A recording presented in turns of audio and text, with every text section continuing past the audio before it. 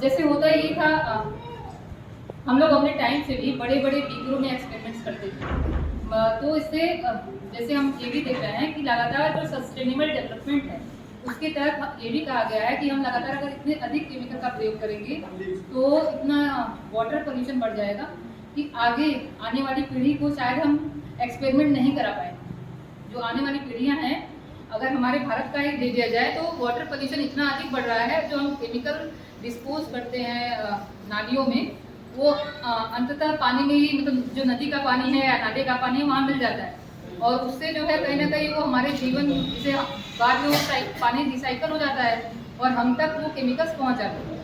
तो इसके तहत जो है कुछ ऐसे एक्सपेरिमेंट हैं जिसको हम एक लेमिनेटेड प्लास्टिक शीट पे करते हैं, जिसे हम कहते हैं माइक्रो स्केल केमिस्ट्री कहते हैं, या ग्रीन केमिस्ट्री कहा जाता है उसको। जिससे कि हम क्या करें कि केमिकल का इतना थोड़ा प्रयोग करें और लेमिनेटेड शीट पे करके उसको हम टिश्यू पेपर से मिटा भी सकते हैं और लगातार 2-3 साल तक उस लेमिनेटेड शीट का प्रयोग भी कर सकते हैं। तो ऐसे करीब मैंने 50 एक्सपेरिमेंट मेरे पास हैं, जो कि ऐसा नहीं है कि मैंने इसे अकेले ही किया है। मेरी जो है, मैंने देखा था, मैं 2-3 संस्थाओं से जुड़ी हुई हूँ। जैसे मुझे जैसे केमिस्ट्री में बहुत सारी चीज़ें नवाचार करने का मन होता है और फिर रिसर्च से भी मेरा मतलब जुड़ाव था।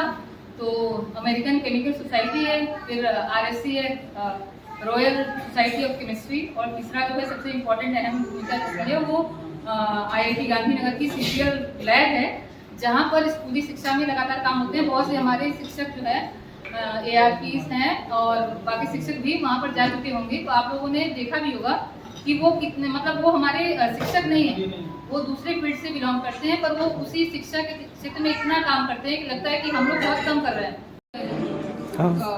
एक माइक्रो स्केल केमिस्ट्री जो होती है, या फिजिक्स भी है, फिजिक्स में तो इतना केमिकल वेस्टेज नहीं होता है। ये पेपर शीट है, जिसको प्लेन पेपर शीट, जिसको हमने लेमिनेट करवा लिया है।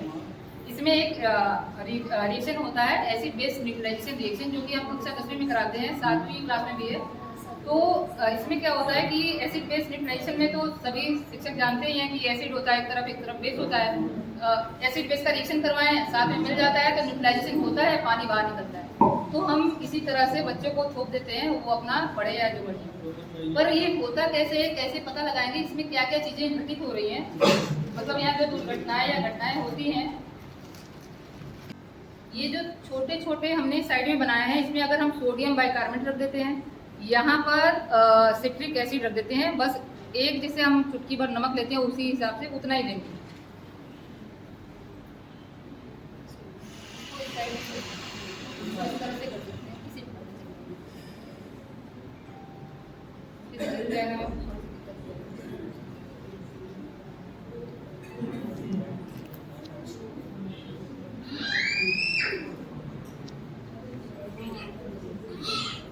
ये हम लोग घर पे यूज करते हैं सारी चीजें। और ये है कि हमने यहाँ पर यूनिवर्सल इंडिकेटर लिया, इसकी जगह हम हल्दी का भी प्रयोग कर सकते हैं इसको दिखाने के लिए।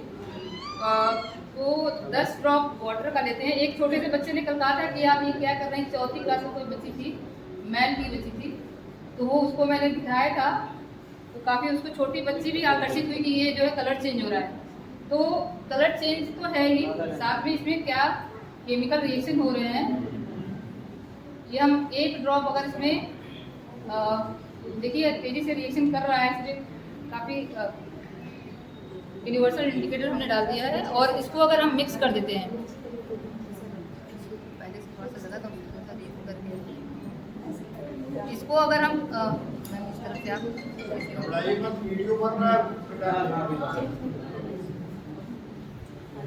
इसको अगर हम इधर देख रहे हैं तो एसिड का लाल हो गया और यहाँ हमारा नीला हो गया। ये नीले कलर हो गए, जहाँ पर बेस है वहाँ नीला कलर हो गया और एसिड की तरफ रेड कलर हो गया। अब थोड़ी देर में आप देखेंगे जो बीच का हिस्सा रहेगा, बाउंड्री रहेगी, वहाँ पर येलो कलर का फॉर्मेशन देखिए हो भी रहा है यहाँ पर। तो जो